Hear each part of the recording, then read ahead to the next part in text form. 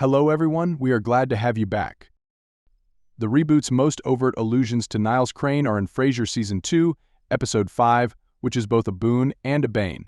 Because he was concentrating on new projects, actor David Hyde Pierce decided not to reprise his role as Niles in the Frasier reboot.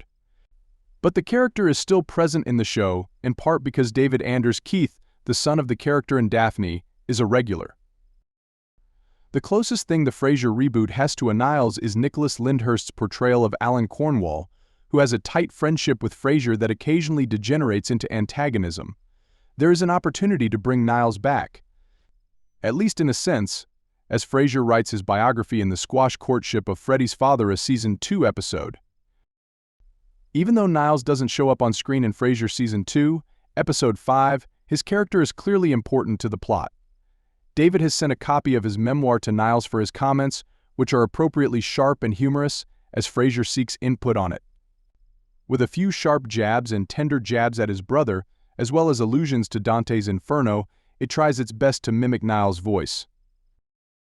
These encapsulate the sibling rivalry and humor that contributed to the success of the original series, in addition to bringing Niles' voice and personality to the program. It's excellent that the reboot can still honor and reference Pierce, even though he doesn't want to come back. After all, he ought to be involved in Frasier's life, and this is an excellent opportunity to do so. If Niles's remarks on Frasier's memoir have a drawback, it is that they highlight how noticeable and acutely felt his loss is.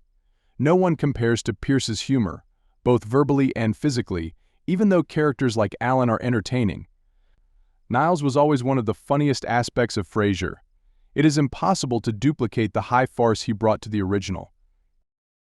The problem is somewhat alleviated by Frasier's relocation to Boston. It offers an implicit justification for his absence from the performance, but it doesn't explain why he hasn't been up to see not just his brother but also, more significantly, his son. Hopefully the actor may be persuaded to appear in an episode if Frasier Season 3 is produced.